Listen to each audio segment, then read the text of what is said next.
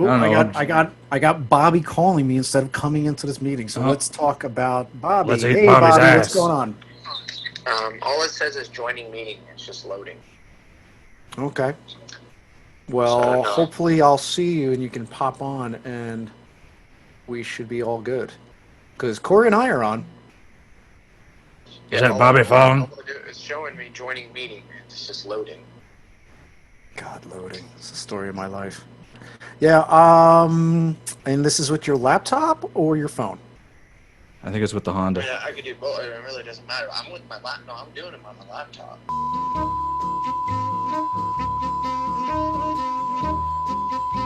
Still fucking just saying join meeting. Maybe completely redo it. Yeah, just force a quit, go back into it. He's over there just, I swear it's not working. I don't know.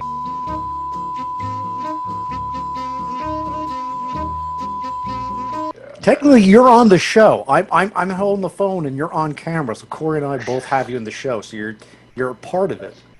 Alright, here we go. Join meeting.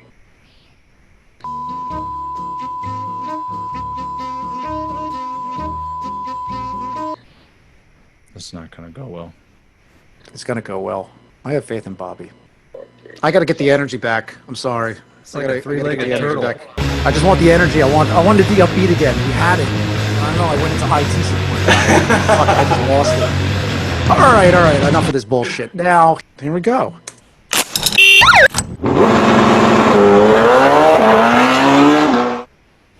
Nice. What do you think? What do you think? I mean, I spent a whole 5 minutes doing that. I think if you spent in a couple more minutes, you could have put another name in there, but it's all good. I would have put the name in there. You know what it is? Here's the thing. I'm going to cut right to the chase.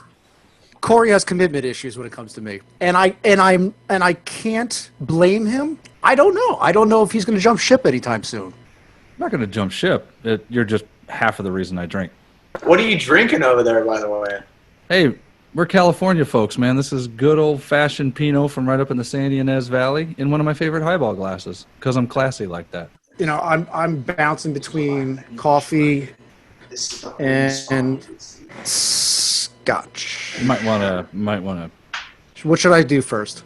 to. Oh, just straight out of the bottle. Okay. I'm from Jersey. I used to drink. I got somebody tried to prank me with a cement mixer one time. It didn't work. I drank 3 or 4 of them. I was like, no, okay. What is a cement mixer? So it's like Kahlua and cream in a shot with a chaser of lemon juice, and you swish it in your mouth, and it curdles all of the dairy, and it's god awful. But when it comes to alcohol, don't try to prank me because the prank will be on you. No, I couldn't fucking hang with that crap. I can't do it. Yeah. Let me go to Bobby real quick. Yeah, Bobby. unmute Bobby. Unmute him. Yes, let's unmute Bobby. Okay, now, Bobby, once again, you changed the location. And you're Yeah, even dude, going- it was what. No, it's not that. Honestly, I could clear. I can undo that. Dude, it was just so uncomfortable. I couldn't, like, the chair was too low. Come on, Bobby. We're pros. yeah, that's the only thing is that I just need to see Damn it. it. We're amateurs trying to be pros. So All right. Let's try this one more time. You know, Bobby, if you had a working laptop, it's 2020. I know. See, I love it. I love it right there. That's he's beautiful. holding a laptop. He's holding a laptop. Is he holding a laptop? Oh, we're good. Either that or his phone's Jaeger in the on background. laptop. Do you see Jaeger in the background? Yeah. Jaeger and Jack Daniels. You know Bobby likes to party. All right, hold on. Here we go. Bobby, we're going to get right into it. And our focus right now is on liquor. So what is in back of you? We have Jack Bombay Daniels. Sapphire. We have there's Tahoe vodka. There's some Jack Daniels, some Jaeger. I gotta hang with his family. Straight Mexican tequila, but dude, I haven't drank in a while. Believe it or not. You're not a big drinker. You know, that's the one thing I do remember you. And if you did have a drop, you know, it's on social occasions. But It's I don't always ever- because it's always like go big or go home. Yeah. So I'd rather just go home. You know. So Yeah. that's where we differ. yeah. that's where like right now it's. Actually, this is my first time having a drop in quite some time. I've been under quarantine and actually been a good boy. But Corey, You have some stories. Obviously, you're the exact opposite. Oh yeah, no, it was always go big or go home, and it was always like, well, go big because I'll eventually end up at home with a great story. Or not. Or Well, not. yeah, there's been a couple of those, but it's all right. We don't talk about too Yeah. much of that. Yeah. We're in America. I got lost in the woods once, but it's okay. So Bobby, you mentioned you don't drink. Is it because you're still like in training? You're still kind of keeping on point, trying to keep sharp in this kind of weird scenario of we don't know if we're going back racing. We don't know if we can get to the track. Are you still kind of keeping yourself fit and keeping it on point just for the when everything drops, just to get right back to it? I mean, other than like this camera angle making my face as round as ever, I mean, I am trying to stay halfway decently fit. The reason why I don't drink is, one, I really don't care for beer. Two, I love vodka, but I only love vodka to get messed up, and I'm not willing to sacrifice 2 days of my life being hungover.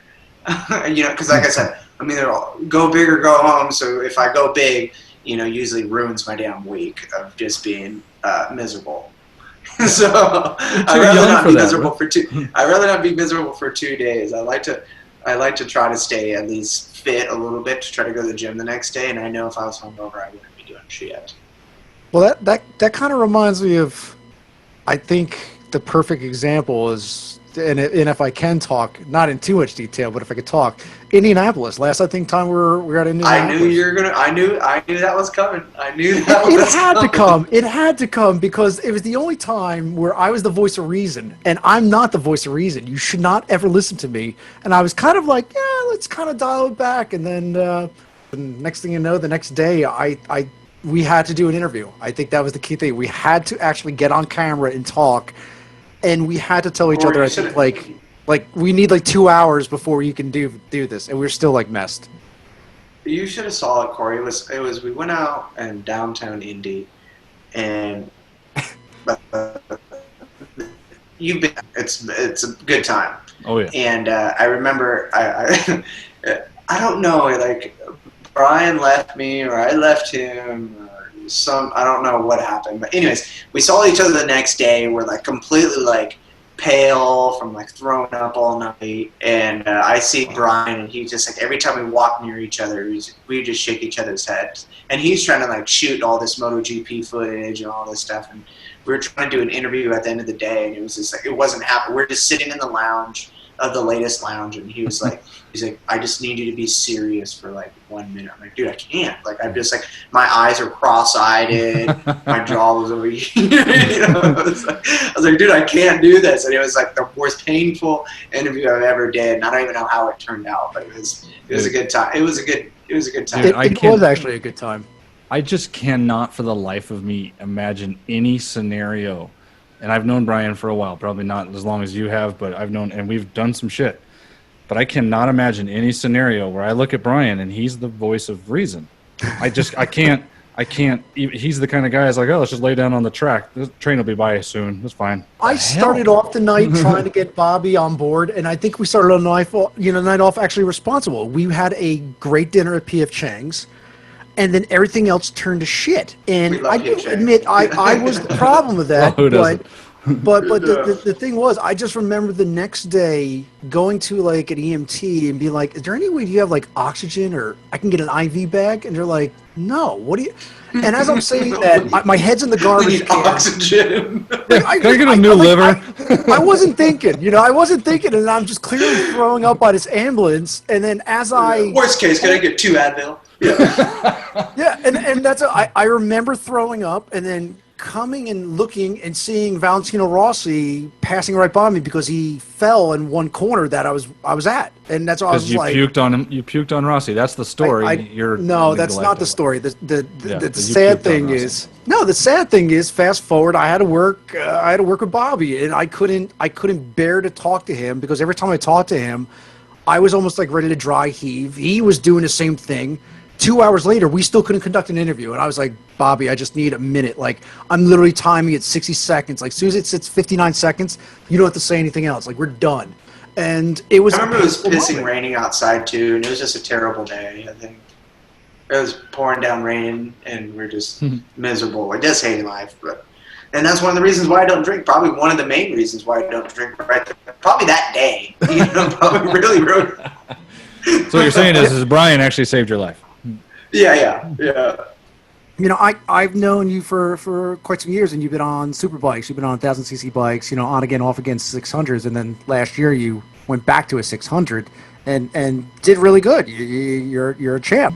Well, man, it was cool. I mean, going into the season, it was nice.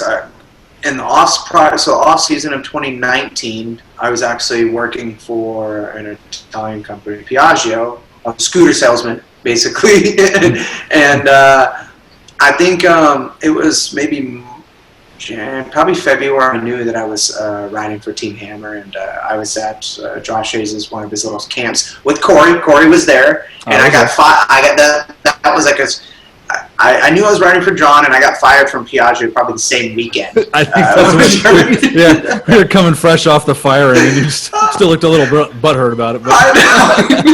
Because my initial plan was to actually work for Piaggio to make some side dough and still race for Team Hammer. But then once they caught wind, it was like, it was.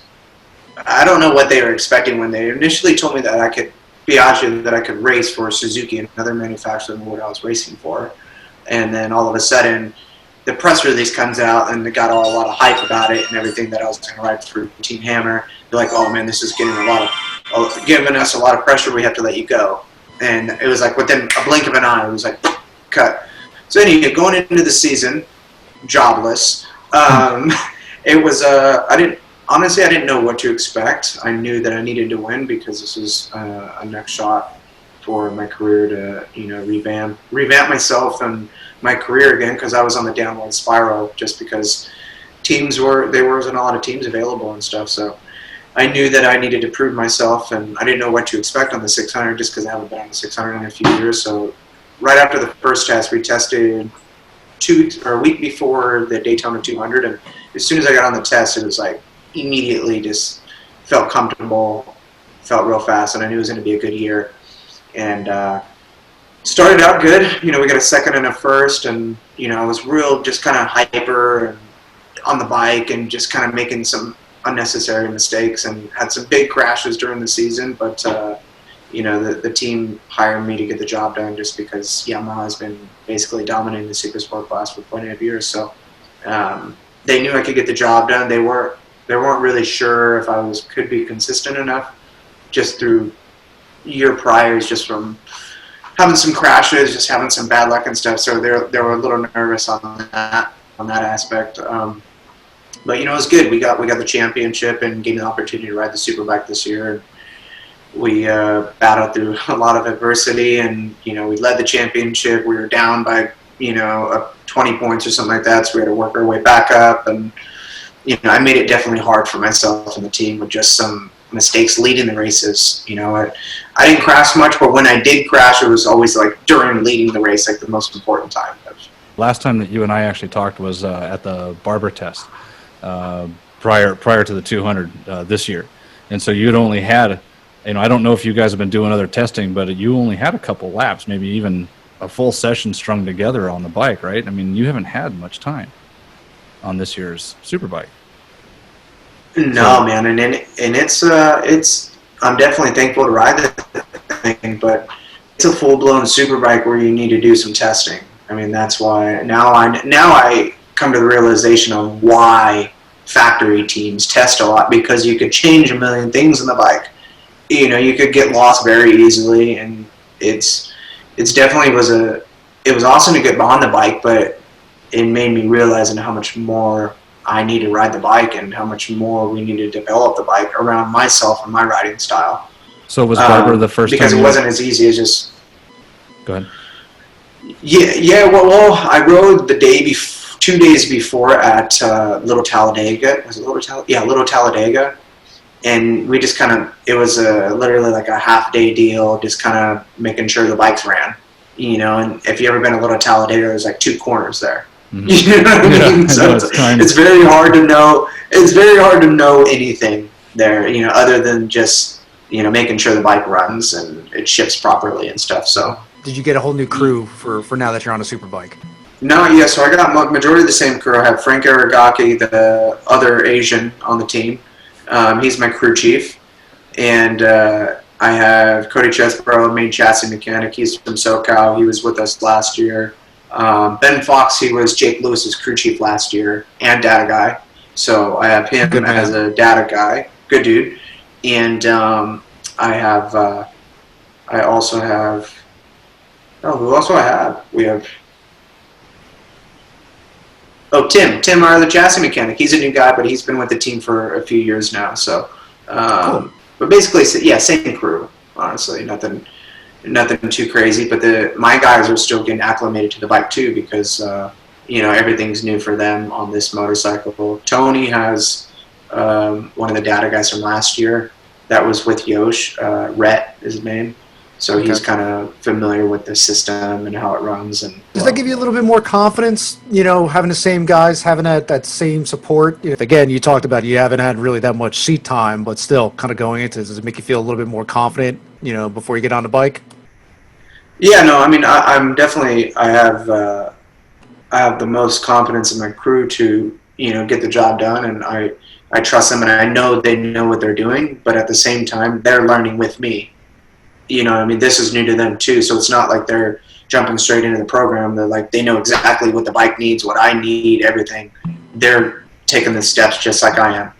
Have you guys been notified of whether or not you can test yet, or when, or what's going on? Because I know there's still some things going on. Like Chuck Wallace still has some, I think, track days, or they still have CVMA going on, or something like that. Do you guys participate in any of that, or? I'm doing actually Monday. I'm doing a track day at Chuckwalla. Not on my superbike though. It's going to be on Chris Ulrich's stock 1000, and which means it means nothing for my race bike, but it helps me just to get my brain up to speed. So now that you've been, I guess this is your second year working with John Ulrich, how is it working with, and I say this, the great John Ulrich? Because to me, I figure everything that he's come in contact, he produces winners. I mean, Kevin Schwantz, John Hopkins, I can go down a list. I mean, what's it like working with John? Has it been rewarding? Has it been insightful? Obviously, you won last year.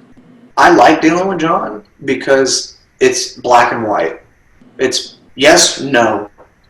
Or, it's like, hey, John, what's going on? He'll give you what's going on. You know what I mean? He's not going to give you the runaround, and he's not going to not call you back. And I really like working with John. Now, that dirtbag Chris is a different story. I was waiting for him to say something about Chris. I love Chris. Mr. Curmudgeon. I love Chris too, and I hope he's listening to this so he knows for the future. I don't call him anymore because of what he does to me. He stresses everybody out. Chris stresses everybody out. He gives you the runaround. But so I'm sure I need to talk to his daddy to get the real answer. But personally, I like dealing with both of them. They're real cool, and like I said, they're straight to the point, and they know what they want. They know what it takes to win. They know what it takes to run a factory effort Suzuki team, and that's why they got the job. That's the thing is, John and his team, they've been around for years, and they're not going anywhere. They're like literally the hub of U.S. motorcycle racing. So it's got to feel good because, I to keep on going down this avenue. I've worked with several various teams, and it's motorsports is dicey. It has been through the past couple of years. So, and I know you've been around for quite some time. I've seen you ride Ducatis and all sorts of bikes, So it's got to feel good working with John and his team and his crew. But, my question is, they say one of your biggest foes is your teammate. Tony Ellis is your teammate now. How does that make you feel? Well, he doesn't speak good enough English to have an argument with me in the lounge anyway, so that doesn't matter. Oh, I got questions about the riders. I mean, he's world class. You know that what the bike is capable of, and he makes he gets the most out of it, and he has a unique riding style. And that at the end of a race, the last lap, if you're battling with Tony, you just know that you're going to have your hands full. No matter what, you just got to know for that you're going to see that front wheel diving right past you. At some point he's going to make a move, and he's super competitive, just like I am. Have you been able to spend a little bit of time with him or the team prior to this quarantine? We haven't gotten super deep conversations on a personal level, but we talked racing over the years, and said hello, said our goodbyes, and talked a little bit about the races, but nothing on a super personal level. And and he's a family man now, and he gets to the track, gets his job done, and goes home to his family and all that stuff. And I'm sure I'm definitely going to get to know him a lot more now that we're sharing a lounge, and we're sharing a lounge with everybody else too. So everybody's going to get to know each other just a little bit better. It's a little cramped in that place, but no, it's good to have Tony on the team, and just to know what he likes on the motorcycle, and compared to my settings, or seeing his settings compared to mine are quite different than what I like, but he gets the job done. Actually, one of the questions that I had that was just kind of bouncing around, and I'm sorry we're kind of going here to there to here to there, but one thing that I do know about you is the fitness really matters. And when we had you at the road race factory, you were worried about your weight and being on the the Superbike, and then you made that jump down to the 600. So you went from a bike with the power to get your fat ass around the track to now all of a sudden you're on a 600, and you were already obsessing over being on 1,000. So what was it like? What was your routine? Did you have to cut a lot of weight to get on the 600? Definitely did. Like my body, I have more of a Jake Zemke body build. You know what I mean? Just like a little shorter, stocky, lean, but just shorter and stocky. Now, are you using Jake just because he's another Asian?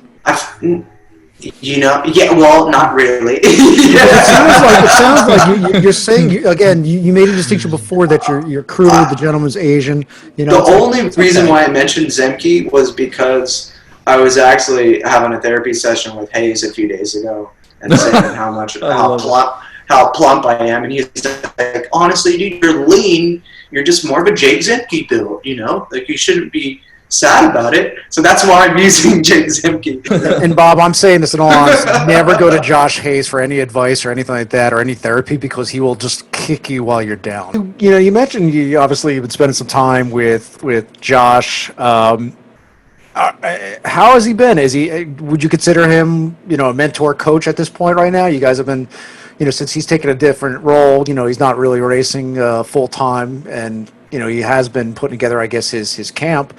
Have you been going to him for advice on what to do on the track and off the track? No, I mean, all we do, we talk on the phone, and almost literally every single day, probably multiple times during the day, and we just, we talk about each other and how we look. And this is a true story. We probably hate on a lot of people because we have nothing else going on at this time. So we troll Instagram together, and we basically talk amongst and hate that other person. That's basically what we do lately. We call each other an idiot. Nothing but hate. There's no love at all. It's just all hate. Just hate.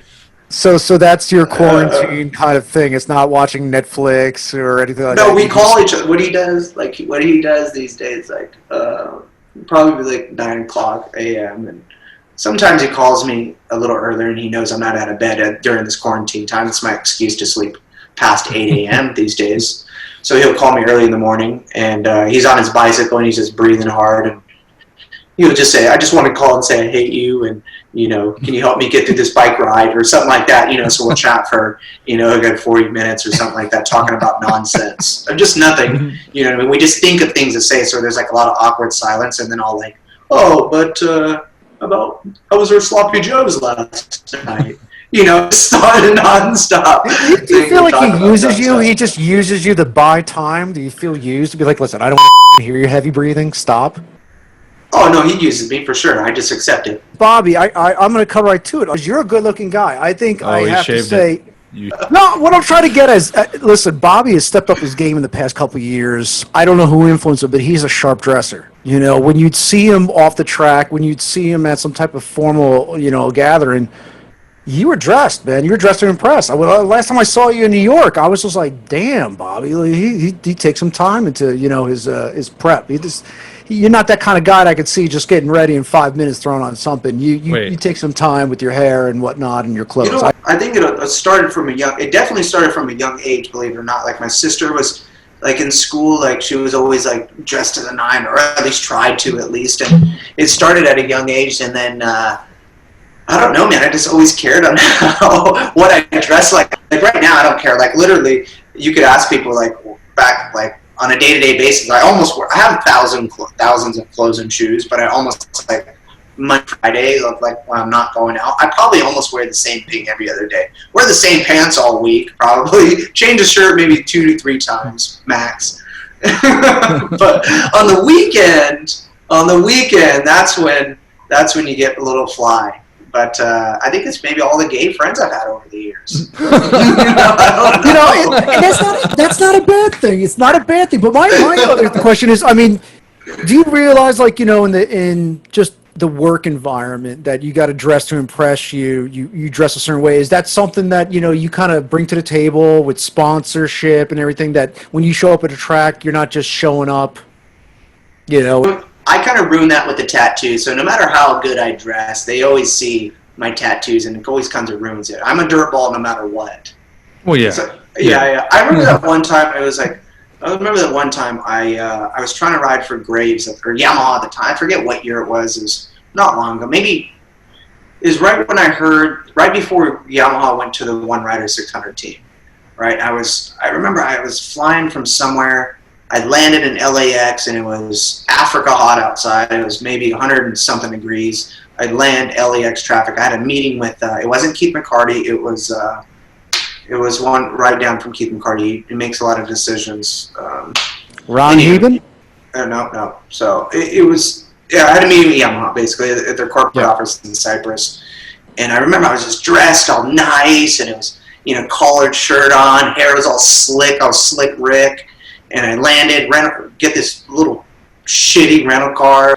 I remember getting a blown out tire on the ride in LA traffic. I get out of the car, and I'm on the side of the road, and I have these nice light colored slacks on that I'm real proud of, and this baby blue striped button up shirt. I remember I was so stressed out of being late, because you don't want to be late for a possibility of having an interview with Yamaha and maybe riding for them, Yeah.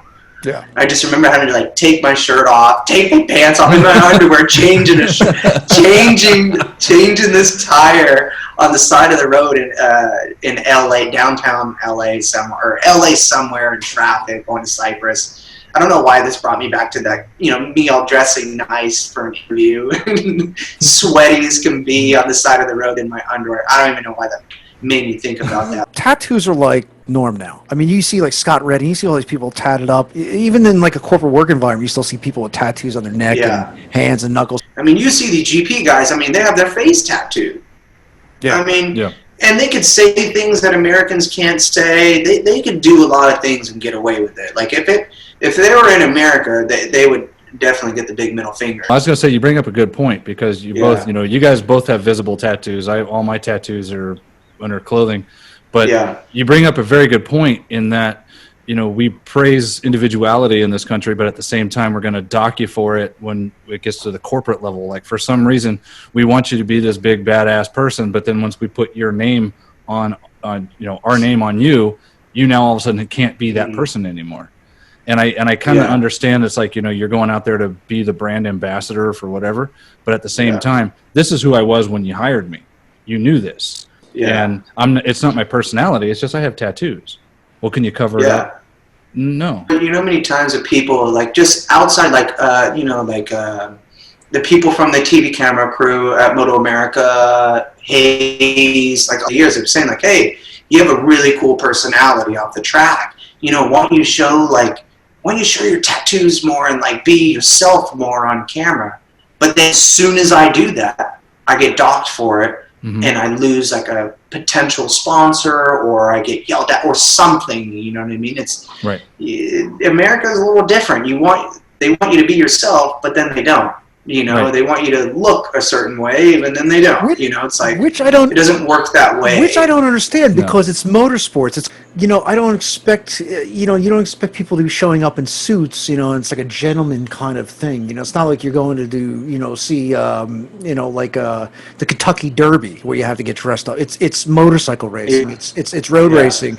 So I'm really shocked to hear like there is that stigma like with tattoos. And The reasons why I think things are loosening up a little bit these days is because the older people who are running the big corporations, the Keith McCartys, all the old-timer people where tattoos weren't a cool thing back in the day, all kind of cycling out, and there's new generation coming through where, the tattoos are allowed, you know what I mean? So, I feel like some of the older generation are just cycling out, and therefore you got a new generation coming in, taking up these new corporations and stuff where the tattoos and stuff are not in, but, it's more acceptable. Bobby, I know you were brought up within the flat track community. I mean, we've had a lot of discussions about it, but that was one of the things that I was most impressed with, or relevant to this conversation last year, being in the flat track series, was seeing that the corporate sponsors and everybody, they still love the grittiness and the dirt of American flat track. It is like the last bastion of the beer drinking, flag waving guys out there. But at the same time, if you're the bad boy, they label you wrong. They like, well, what'd you expect? I've been racing this motorcycle since I was 3 years old. I've taken rocks in the face. I've been sliding the bike sideways longer than I've been walking. Yeah. And now all of a sudden, I can't be that guy. At least I hear, because I have a lot of flat track buddies, and I hear like if they have a beer at the end of a hard weekend, what I mean? And obviously they're well over 21. They get labeled as a partier. Yeah. You know what I mean? And I feel like that's big in flat track these days. Not too much in road racing, because you see a lot. I feel like road racing is almost a more casual sport now. I don't know if it's because flat track is definitely on the up right now. Yeah, I think A lot of people just flat track that, but you see a racer at the end of a hard weekend having a freaking a beer and labeled a partier. You know what I mean? It's kind of a weird deal. I don't know if you caught any of the XFL. I'm just staying on topic, but I'm switching leagues. One of the things about the XFL is they actually embrace the beer sponsor into the fact that when the winning team always did a celebration with that alcohol, I think it was the Bud Light Seltzer or whatever it was, but they embraced it to the point, and I think it has to do with the WWE aspect of it, but hey man, alcohol is paying the bill. These are all adults doing their thing. They're in a locker room. They're not going to go out and drive. They've all got drivers or something. So why not let them have a celebration with the beer and pour it on each other? Why can't we do that? You can't be yourself. No, you can't. That's what I'm saying. Be yourself. No, and this is the frustration Brian and I have had over the years, is that we talk to you guys and we know you guys on personal levels, and we know how you guys are, and we want to try to bring those personalities out, but you have to walk that fine line when we turn our cameras on. And even so much in this one, you still got a 2020 season possibly in the balance. So, this is the frustration that Brian and I have when we try to bring out personalities when the camera starts rolling. And we want to help you guys be who you are and show who you are. And the thing is, too, is like, especially if you're riding for a well-known team, what I mean? If you say that, it kind of, I wouldn't say make the team look bad, but you're riding for a factory team, like myself riding for John Ulrich, like, you can't do no wrong, you know what I mean? And because all the heat's on him, you know what I mean? Like, I'm his guy, you know what I mean? I have to walk that fine line. Mm-hmm. You don't want to mess, you don't want to say anything bad, even though you didn't have any bad intentions doing it, Mm-hmm. So, and it's the way it is. Way it is. And on that note, John, we're gonna really keep this nice and clean for you, because we respect you, we respect Bobby. Yeah. But let's kind of cut to one topic where we're talking about flat track. Has that kind of intrigued you about getting maybe back into that? No, definitely catching my attention. Number one, flat track's my first love. You know what I mean? I grew up flat track, and when I heard they were making money, I'm like, hell, I want to do that too. But then I actually rode after, and then that went down the hill right away, because I knew how much I sucked after not riding that long, and how much work I would need to put into it to be competitive. Because I don't know if it's just at this stage of my life, or just this how I am. If I want to do something, I want to be competitive. If I'm going to race, I want to know that I'm going to be at least fighting for, top fives or something like that, not barely trying to make the show. You know what I mean? And all the stars have to be aligned for me to try to do a good bike. You know, I want to actually put in time and effort in myself into making myself better again. I know I have the natural ability to do it still, but man, it just takes time. You have all these people nowadays, all these kids and racers, they've been doing it and consistently doing it. It's like me road racing. I've been doing it. You know, it's natural to me. You know what I mean? I've been doing it so long and so many years. I could hop on a bike and feel comfortable right away. It's just not that way anymore for me. I can learn it, but it's just going to take time and trial and error and probably injuries. So, you know, but definitely, I mean, they're making some money and it's big, man. The people are doing it, you know, and I love watching it. I mean, that's the most exciting stuff is watching flat track. I mean, unfortunately, man, it's just dangerous. Well, what do you think about what's the magic of flat track right now as opposed to, you know, racing in the U.S., road racing? What do you think might give it that extra kick? You know, why is it the it thing right now? One, you could see the whole track. I mean, I could name a lot of things. Me personally, why I like it. I mean, you could see somebody sideways, and there's close racing. You don't have to be on a factory team to win, or be, you know, on a competitive team to win. You could see a father-son from, you know, in the middle of from Nebraska on a Honda 450 that's a few years old and win the thing. You know what I mean? It's anybody can do it. Unfortunately, like I said, there is a lot of crashes, and that does bring a lot of excitement to the fans. You know what I mean? And it's just a one-day show. You know, it's a few hours. It's a one-day show. And ours is kind of dragged out through the whole 3-day weekend, and you can see 2 corners, and that's it. There's no, like, party in the pits. There's no party atmosphere and stuff like that. And trust me, I'm not talking bad about the sport, but that's why flat track is succeeding, you know? That's what my next question is. What is so special about Superbike and being, you know, part of the MotoAmerica race series? Because I know there's a lot of great and cool things. It's just, how does that transfer over to this new generation that's coming up? How's it transfer to this year, you know, and throughout the years you've been seeing things? Have you been seeing a progress? You like certain things, the way they're going? What is this special? What's the grab about Superbike racing? You know, some rounds, like, you know, we see a lot of fans coming in, and they've been doing their homework and with their social media stuff, and it is good because it's now, they made the rules now where, like, you don't have to be a factory team to win the thing. I mean, Skoltz has been proving it, and even on the 600 program side, you know, I mean, you don't have to be on a factory team or on a real expensive team to do good. The Hudson team's proven that. The Tuned Racing team's proven that. You could go up front, and I think that, you know, after this virus and stuff like that, there's potential to have really good racing next year, and MotoAmerica's trying hard to, you know, make that happen. I keep on asking this question, and I'm really trying to hammer it down, is that, you know, with sports and technology nowadays, do you really need the fans? I mean, do you really need the fans present? Do you think, and I asked this question, if we get the green light to go back to the track and go racing, do you really need presence of a crowd? Is that maybe more of a distraction, or is that maybe a little bit better for you for less distraction? You know, just focus on just getting on the bike instead of all the other interactions that go on, you know, throughout a race weekend. Maybe it's just a little bit smoother. Do you think getting motorsports kicked off right away and not having fans involved, having fans at the track, do you think that might be the way to go now, or the way to kind of keep it going? It's better than not racing, obviously. I mean, if that's all we got, that's what we got. And as long as it's televised, which would be nice, so fans could see us doing something, you know. But the fans are the motivation, man. Like, you go walk outside of your rig and you see all these people outside your rig and waiting to get your autograph or something, you know, that people saying, go Fong, or you're a #1 fan, or whatever it is. It's just motivation, man. It's a part of the show. It's nice, and I have no idea. I mean, we don't have crazy fans like the NFL and all that stuff, so I can't imagine how those guys feel, but just the guys, you know, our road race fans, you know, they make the sport. And I couldn't agree more. You know, it's got to be exhilarating to have the fan base there.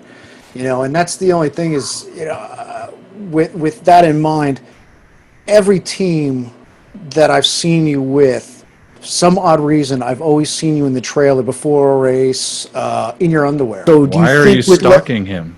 I'm not stalking you. It just so happens I've seen Bobby more in his underwear than I've seen myself in my underwear, and that's where I'm thinking this may be a blessing in disguise for Bobby. He can go to the track and just have free reign. You know, actually, my question is: are you wearing pants right now? Are you No, Donald we're turning- Duck right now? No, just my Speedo. No big deal. The teams that I've seen Bobby with, I've seen, like I said, more of him in his underwear than him in his race suits. Now, Corey, you worked with him. You never had that experience? Yeah, I cleaned his underwear. What are you talking about? That was my job on the team. That cleaning the skids. That Honda was impossible. You should see what he did to his underwear. Now go ahead and ask him. I want to hear that experience with Honda, and working with you, Corey. Well, you want me to ask him a question? What's it Yeah, like ask working him a with the best question of the about business, that. Bobby? Ask him a question about the Honda experience. I mean, all right. So we brought you in on a bike that was, Jake had done a pretty decent job on it, but we really didn't get much development on it. And it was a bike that was worldwide being known as not something that people were developing. So we bring Bobby in, and man, I had all this hope, and I was like, here we go. Bobby's going to just set the world on fire. This bike is going to be the way to go. And unfortunately, things just didn't work out that way. So I'd like to hear from Bobby's perspective what that bike was like, because I know the amount of work that went into it, and there was a lot of, trying to figure things out. But, at the end of the day, Bobby, it came down to what you felt on that bike and what you thought it was capable of. It was a good experience, man, and it was at the time when that Road Race Factory team was alive, and they were the hardest working team in the damn pits. I mean, you see those guys, they pulled up to the track, literally first people to the track, the last people to leave. It was a solid program. And the first time I got on the bike, I'm like, man, this bike is, and of course it was by myself. It was, it was by myself. The bike was really good. The team was really good. It was just lacking in a few areas. With the gearbox, they didn't really let us, MotoAmerica, we couldn't change the gearbox, basically. Right. And the gearbox really held us back a little bit. How the gear position was, we had to use first gear a lot, which was really weird. And there was just little funky things that would go on when the tire started going away. Like you could do like one really good hot lap, but it was hard to be consistent with it. And we never got that figured out. Just the consistency of the thing. It definitely had its potential at some tracks. Some tracks was really, really good. Some struggled in others, but at the end of the day, it kept my career going. That bike and that team, and it was a pleasure working with the guys, and they did work their asses off, man. And they worked hard. So yeah, and I think, and I'm sure if anybody from the team listens to this, they'd appreciate that. But we're kind of beating around the bush a little bit, and part of one of the things that Brian and I are wanting to do with a lot of this is we just want to be open and honest. And we had some politics going on, and I'm not going to call out names, and I'm not going to say what's what, but that bike was a mixed match because we were constantly going back and forth. Which bike is Bobby going to go out on, and which bike, when Cam gets healthy again, which bike are we doing this with? And that caused a lot of frustration because there was an inconsistency in what we were going to send you out on.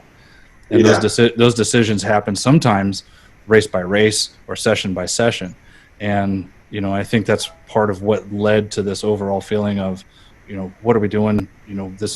We have this program, like you said, and we knew what we were doing, but there was just a lot of these decisions going back and forth, and it just left us scratching our heads. And I think at the end of the day, when that program ultimately folded, you got to take a look inside and say, did we really put our best foot forward at the very end there? And I for one, being the PR guy, writing the stories and telling what happened, what we needed to say happened, it just didn't sit right. It didn't feel good, And I think we're still beating around the bush. And this. Oh, I am. Because I still have friends. And at the end of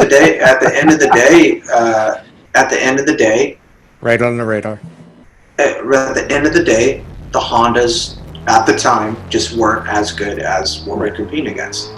Plain and simple. Didn't matter what good rider that balancing around. At the end of the day, when you're a certain mile an hour down on the straightaway, and you know you have all this development on a Yamaha and Suzuki, et cetera, and you have all this support, factory support, doesn't matter how much what you say, just the Hondas just were lacking in areas that you couldn't compete against other manufacturers.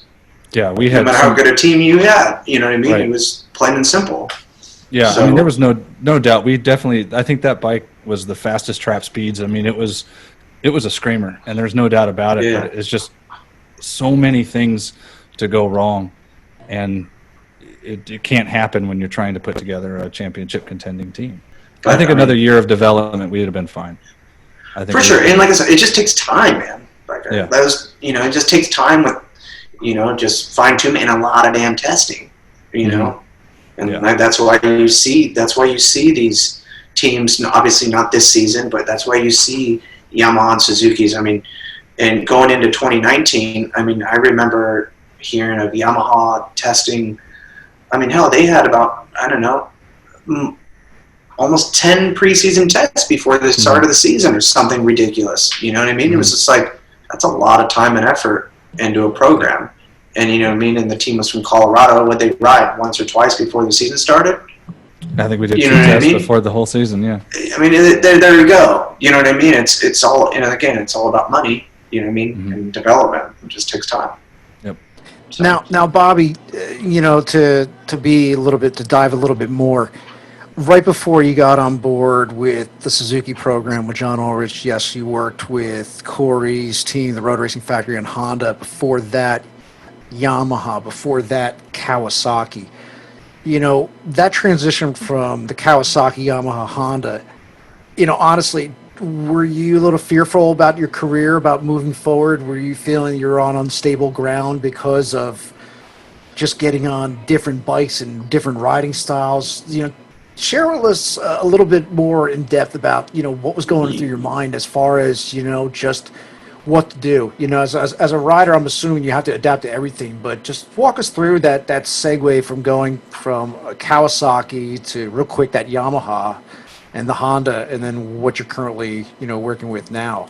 You know, talk about the highs and lows of your, you know, what's going on in your head. man, up here is a lot. I mean, it's like, but going from the Cowie, I was in fearful of every race of losing my job.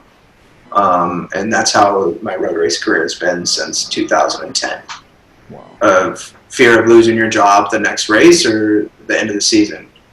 So going into changing manufacturers and teams, and I kind of, every time I think about it now, it's like I go into it knowing that I'm going to give it 110%, knowing that I might crash some shit. But at the end of the day, as long as I try hard, I can't really be upset about it, and can't be upset that something I can't control, basically. You know what I mean? From the Kawasaki, it was, you know, in fear from, you know, losing my job for the next season.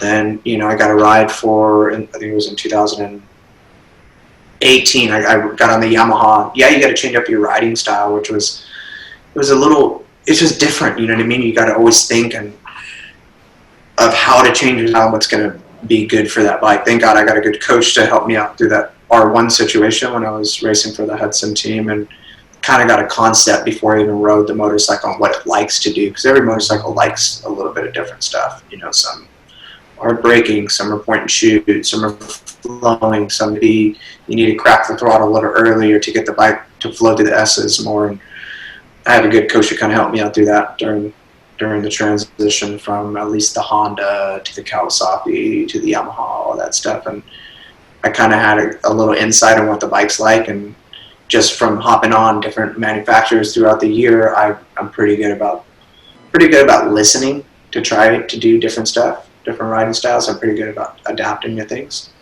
So that it wasn't too hard adapting my style to stuff. It was more like the mental game of, you know, I better do good, or I might not have a ride the next year or the next session or whatever it may be. You know, it was like the Kawasaki thing was, you know, I knew they were coming to an end, so you try ride really hard, and the possibility of crashing is definitely high. And then, it's just kind of a roller coaster of emotions racing, especially from manufacturer to manufacturer, when there's no guarantees.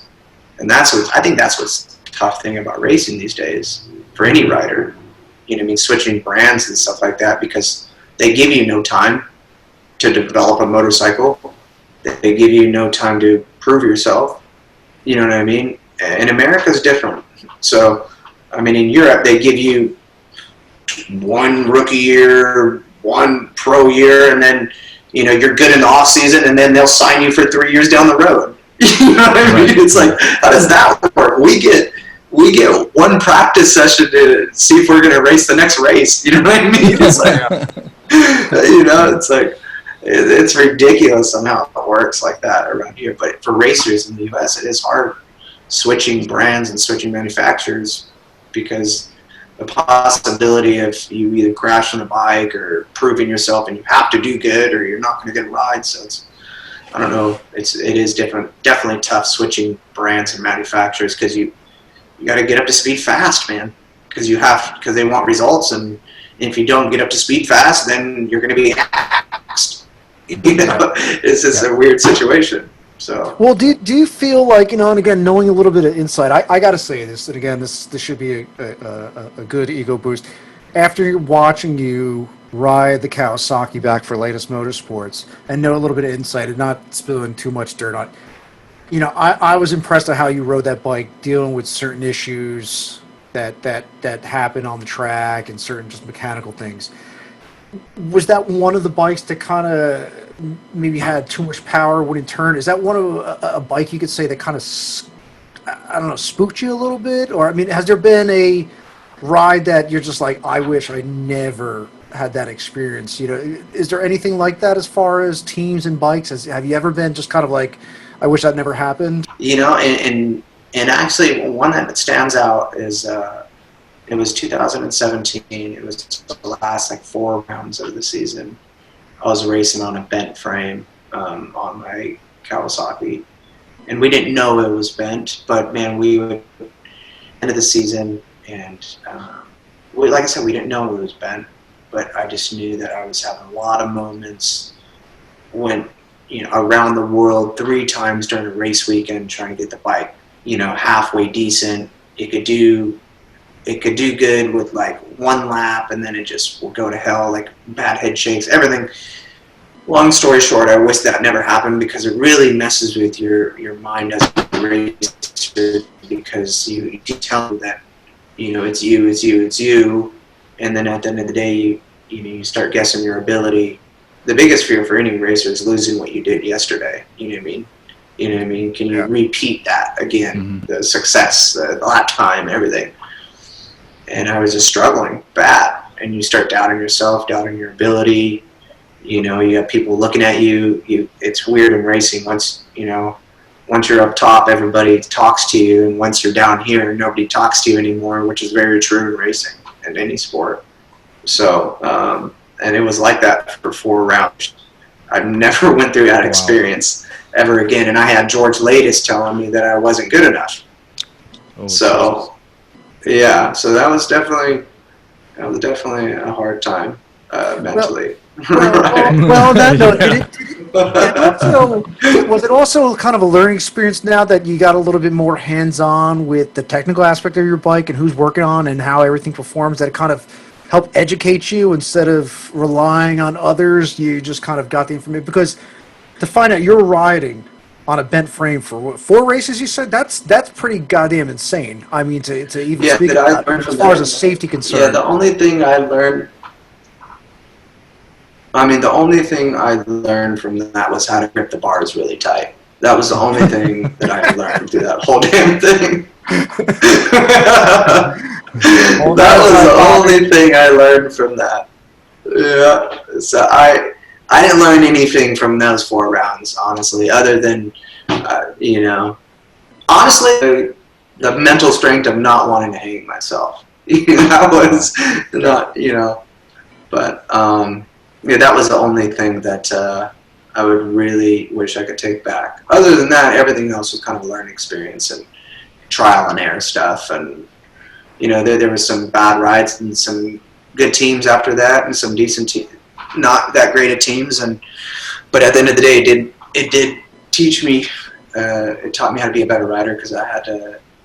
What's that saying? Is you can't polish shit. No. What is it? Yeah, you can polish a turd to a certain extent, but Yeah. So, but it made me a better rider at the end of the day. So.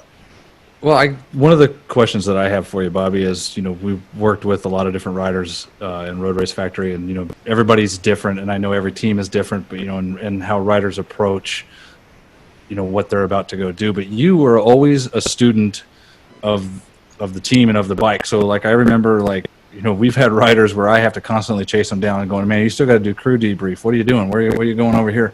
You would come off the bike and immediately start talking to Scotty and immediately start wanting to see the data. And I know, like, Scotty's one of these guys who likes to have his information to himself, and then he'll show it to you. But you were always wanting to be over his shoulder, seeing what was going on with the bike to make sure that it was working with the way you were talking about it. And you were one of the few riders to use the data to confirm what you were going after. And is that something that you learned to do, or is it just because you're genuinely interested in making everything better? No, man, I'm extremely hard on myself, and I want to do better, and I do not, like, ever since I was a kid, it's like the end of the world when I don't do good. Yeah, it's just motorcycle racing. There is always a next race, but to me, I'm extremely hard on myself, and I do not want to be stuck in that rut where I'm at. Why is this person fast? It's hard for me to, like, I think Cam was faster than me through, I think, a few practices or something, and in my mind is, how is this person faster than me? How could he be faster than me? You know what I mean? How could he be faster than me? And I wanted to know how. And on that data, it shows how. You know what I mean? There's no line. Yeah. There is no line, and I wanted to see why. Why was I feeling this? Why wasn't Cam feeling this? You know what I mean? But at the end of the day, it is hard, because it's just things I'm learning now. It's like with Tony, like, I was at the test, and there's so much to look at, the squiggly lines and everything. And I still have a hard time comprehending this, because I do give myself kudos for adapting to things pretty quickly and real well, even when it's not in a good situation. But how come this guy on this same day on the same bike can do this and I can't do this? Why? Why? And I can't accept it. Why I can't do it? Right. I just can't accept it. Like, and it's a feeling that each rider has. You know what I mean? And how that rider has its own feeling. Everything, like riding Tony's setup at the barber test. I have no idea how he rides that motorcycle as fast as he does, because from what I feel to what he feels is completely different. I feel like I'm going to crash every single second. I mean, even in the straightaway, you know what I mean? But yet he's winning races on that thing. So that's what I want to do. Like, on the squiggly lines, like, I want to get better. I want to figure out why this person, is he have more lean angle? Is he braking deeper? Is he on the gas? Is he not on the gas? Whatever it may be, I want to figure out why. Because at the end of the day, it is all up to me. It is up to me to do good. Do you think it's his height, because he's 4 foot tall? That has something to do with it, dude. The ergos on that bike, are so insane. It is because he's that tall. and he has that thing set up so weird because of his height. It was very difficult for me to get used to it. Has John supplied you with any kind of off-road bikes to train? You got any dirt bikes in your stable? Yeah. So they supplied me with some dirt bikes. They sent me a 450, which the 450 is too much of a handful for me, so I sent that thing back. I got a 250 now for a little girl. So, but I ride the Suzuki. I ride the Suzuki 250F and like moto and some sand tracks. Just some brutal sand tracks. I'm not too big of a jumper, even though I go to motocross tracks all the time. I'm not too big of a jumper. But I'm good at rough tracks. I halfway decent on some rough stuff. But I ride my Suzuki 250F, and I rev that thing to the moon. I beat the hell out of that thing, but it's it has some reliability, that thing. But yeah, they supplied me with some dirt bikes last year and this year now. Now, do you have any bikes in the garage? I mean, do you have any race bikes that you won that you keep? What do you currently got in your collection? I have a Supermoto 250F. I can't say what brand, but it's all flat black, and you can't see any logos on that thing. With the upside down bars on the bike, so it's like Supermoto. Supermoto, you drag your knee. So there's a Supermoto track like 10 minutes from my house that I ride that when this virus and stuff is all over with. I'll go out there, and then I have my Suzuki 250F. That's it, man. I had two KLX 140s from when I rode the cow when I used to race for Latest. Cowie hooked me up with two KLX 140s. I had my own track. That was, and then I had I take that back. It's not in my garage. I have a Kawasaki 450 flat tracker. That's all set up for flat track. It's actually getting worked on as we speak. I haven't rode flat track on that thing in a few years, but it needs to be fixed because I'm tired of just sitting in my garage not getting ridden. So, yeah. Now, do you do any street riding? I actually did have a brief moment to ride with you out in Salt Lake City for one round. I think actually we had with some loaner Ducatis. I think we went out one time just for a quick little blip. I think it was for some press thing. But I forgot we did that. Yeah, right. I think you had the Motard, the Hyper Motard, and I had something. Yeah. You had a blast on it, and but on that note, do you do any street riding, or is that kind of taboo now? Just keep it on the track. Triumph actually gave me a long time ago when I rode for Triumph. They gave me a 675 for the street, and honestly, I was just an idiot on the street.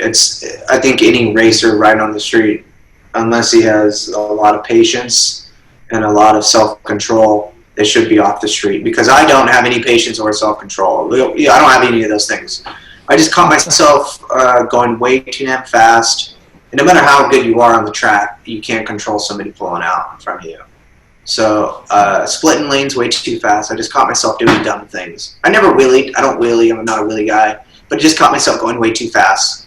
So I stopped doing that. But I did take my dad's Harley out not long ago. And I was an idiot on that thing too. I thought I was going to be more calm, but I was an idiot on that thing too. So yeah, it was. I caught myself going way too fast, and it was me and my uncle. Actually, he was on his Harley, and we're going. Have you had any team owner or any teams tell you can't do anything on the street? Has it prevented you, or anything like that come up ever?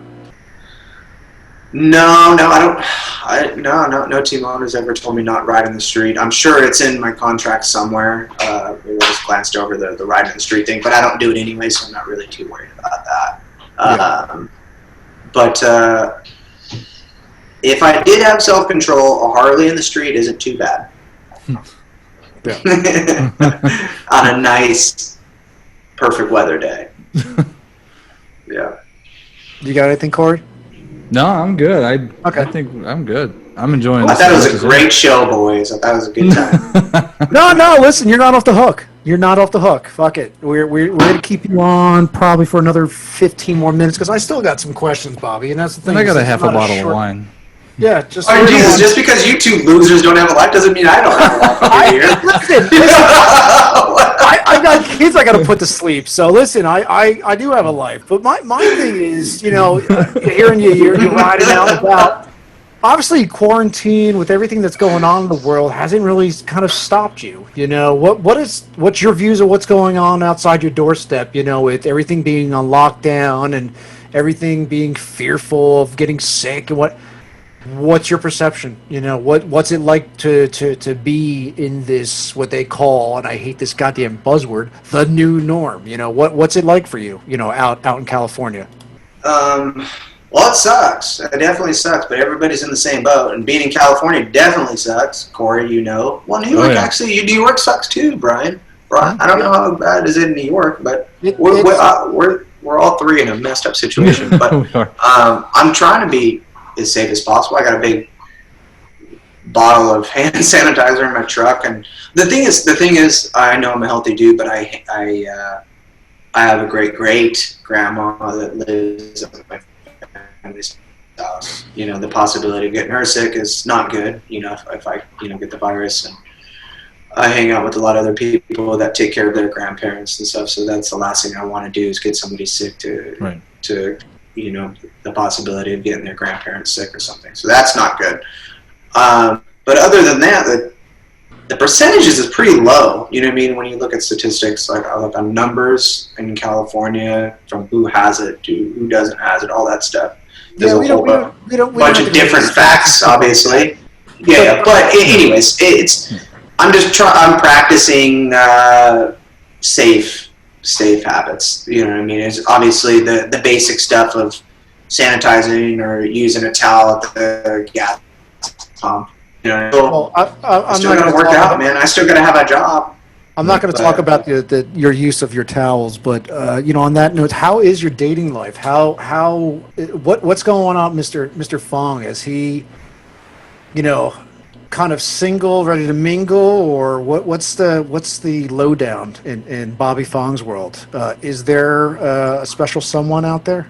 You're looking at it. You're looking at it. Don't say that because I'm looking at 3 other dudes. My thing is, how is it? I used to say this jokingly. I live vicariously through Mr. Fong, and dating in this world now. Like, how is it? I guess it's obviously come to a screeching halt. Obviously, but how are things? Is there a certain someone, or are you out and about, just working on training? No, you've met her before, actually. Courtney. Oh, nice. Ah, okay, Mm-hmm. excellent. Yeah. Very cool. Yeah. Very cool. So, Okay.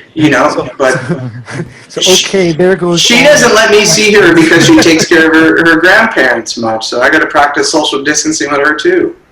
Yeah.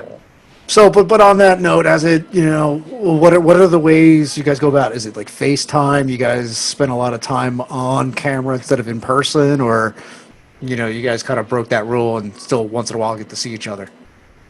You ever heard the saying "less is more"? Yes.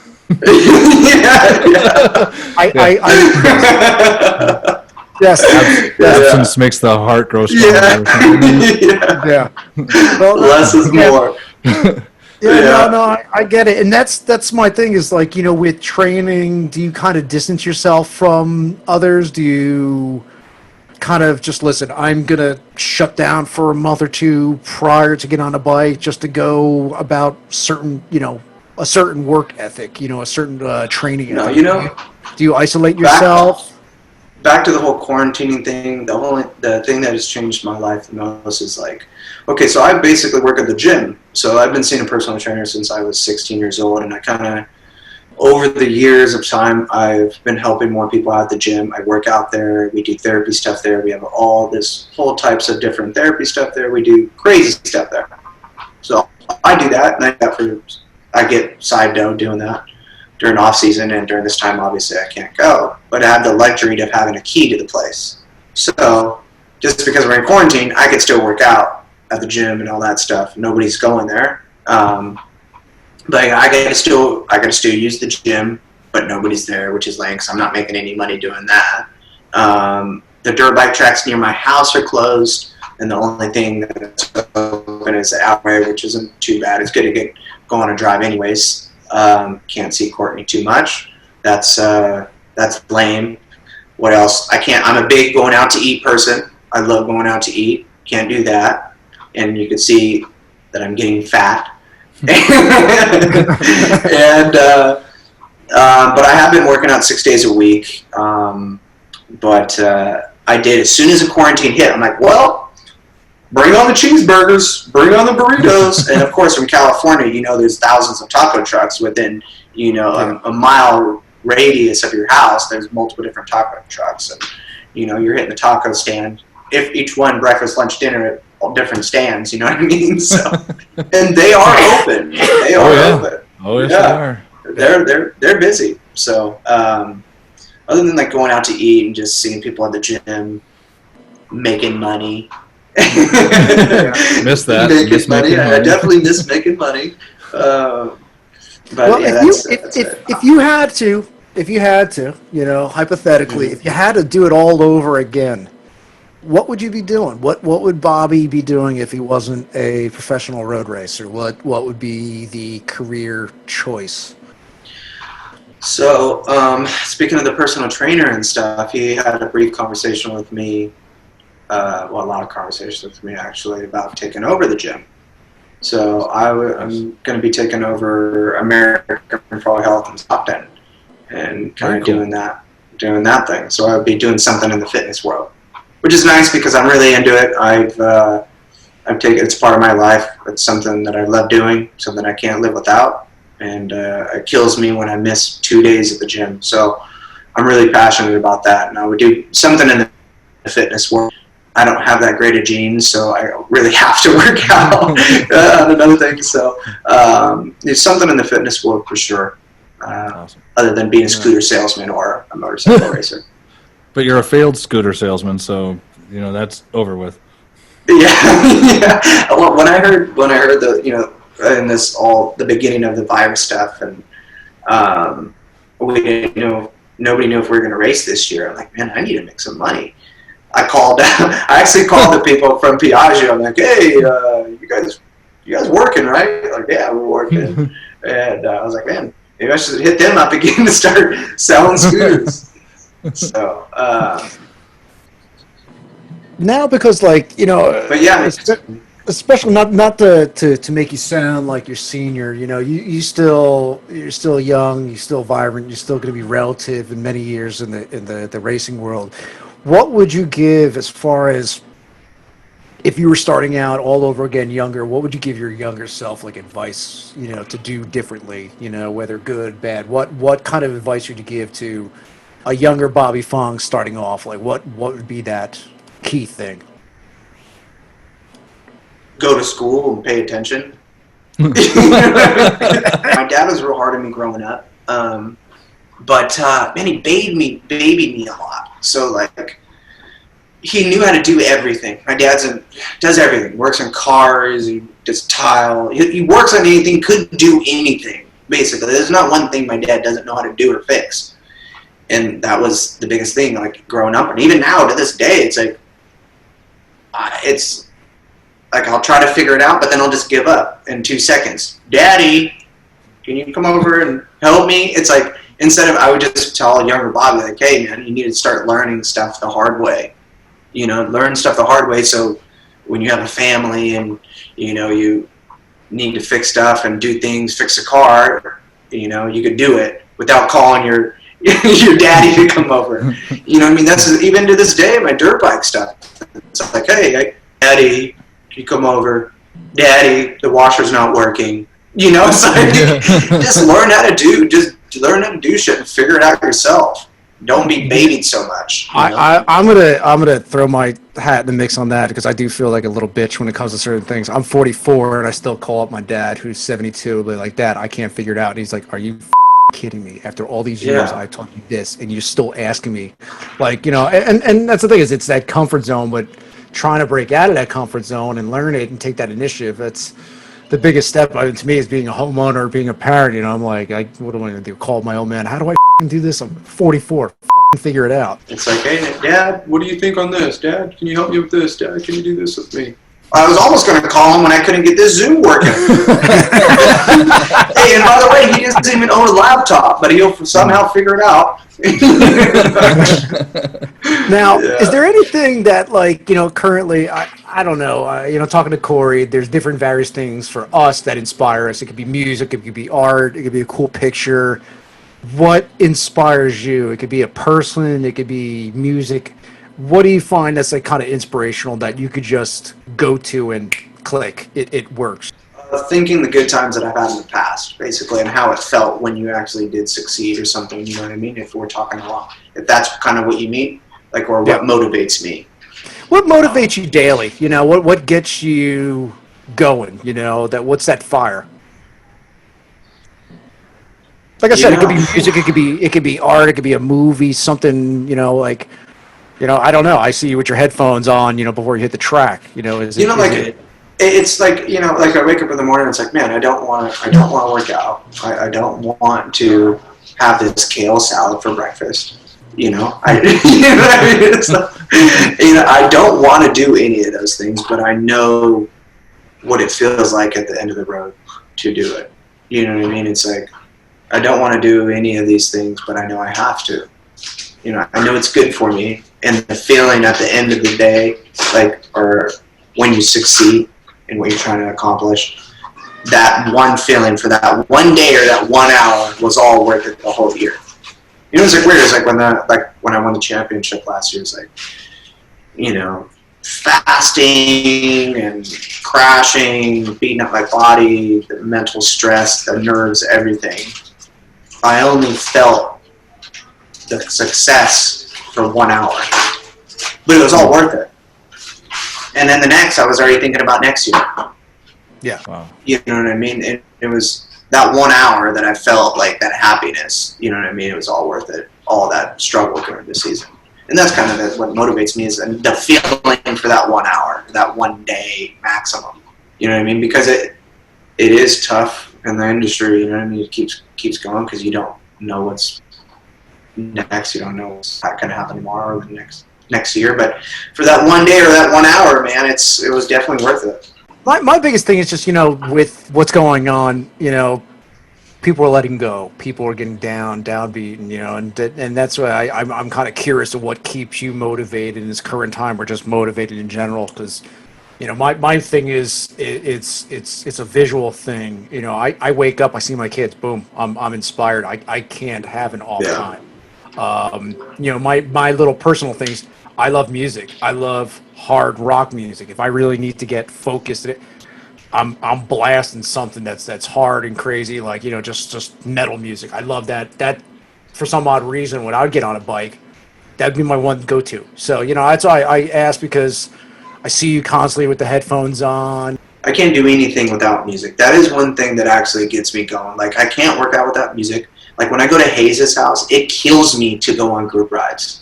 No, it just eats me, because I don't want to talk to you. I don't want to talk to you, Josh, the whole ride. I know you like to talk, but I'd rather listen to my headphones.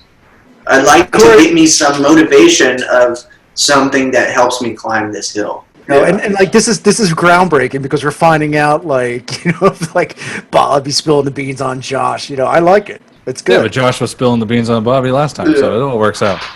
Oh yeah, he threw you under the bus. Yeah, but on that note, I know that dirty kid. Well, that's the thing is, you know, Bobby, we had fun. We dug deep and we talked about, you know, certain timestamp things that we got to partake in working together. And that's the thing is, like, the kind of beauty about what we're doing right now is we all know each other, you know, but there's certain things that I like to kind of recap on, and just there's little things about Bobby that I just love, especially little things about Corey too. Yeah. But on that note, I got something to share, because the common theme here is, you know, the one things that I've been sharing that I got as far as archival stuff is, you know, appreciation for me. And I'll give you a frame of reference in a second. Well, Brian's just such a big talker. We're talking about Brian. And when you get on the phone with him, you just got to know that you got to, you know, the next 30 to 45 minutes, you're on the phone with him, you know. Oh, yeah. No, I did that. I did when we were recording, so yeah. Hi, Brian. Brian, you dickhead. You know he's going to give it back to you. So. Yeah, we love him, but fuck, he does talk a lot. It's Jersey. See, that's the bitch about things, because I'm like, you know what? That one fucking day, I leave Corey up to, you know, to do certain things. I look at the footage. He didn't tell me about it.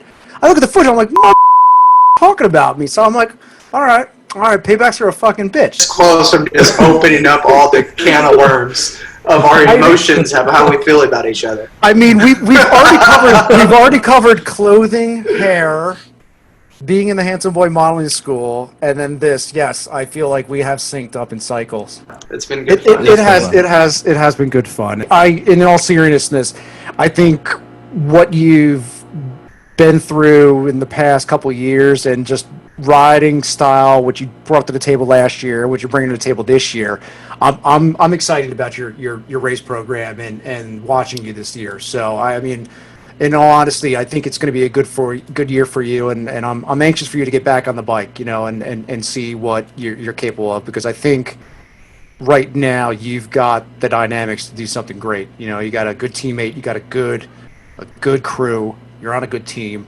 I think anything that John Ulrich touches turns pretty much to gold. So I hope that magic can translate to you. So, on that note, is there any kind of like parting words you like to say before we hop off?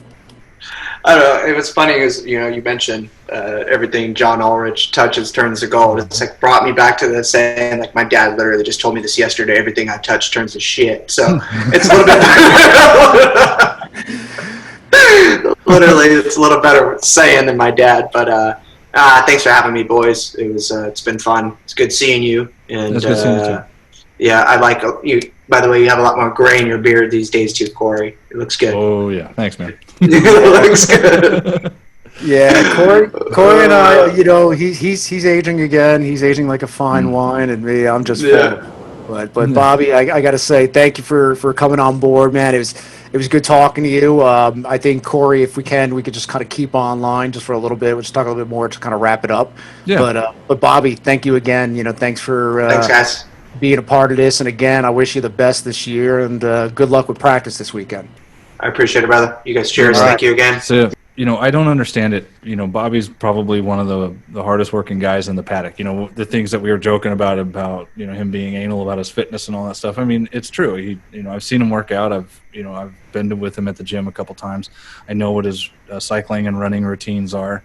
And the whole thing, what I was trying to get at before was that he really is a student of the sport. He's not just a guy who shows up and does his job. We've all seen riders that come in there wearing flip-flops.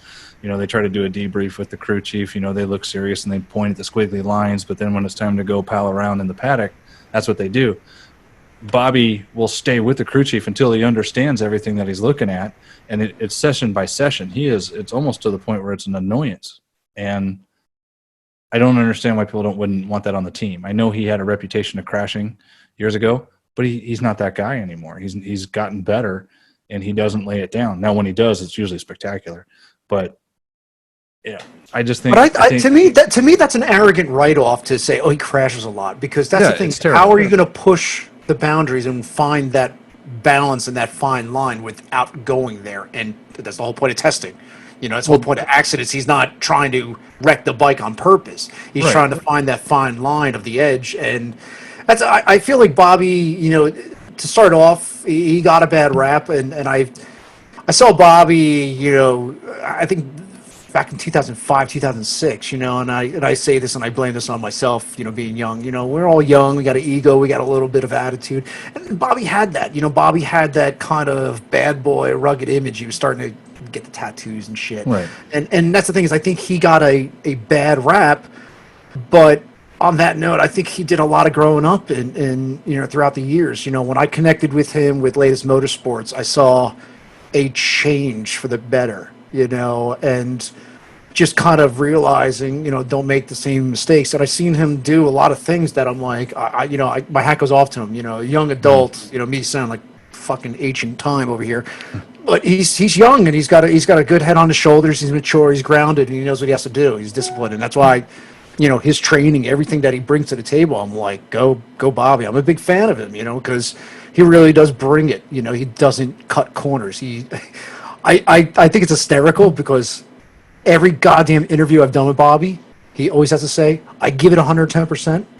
But he really does. He gives 110% every goddamn time. And my hat goes off to him. Yeah, he's done a massive maturity, from when I first came into the paddock, in 2012, to when he was with our team.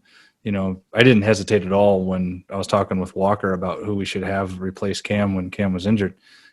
Bobby's available. You should have Bobby. And honestly, now with him being teammates with Elias, the only thing I can say is that, Bobby sometimes is a little bit timid, in a new environment. But again, I think his work ethic will pay off.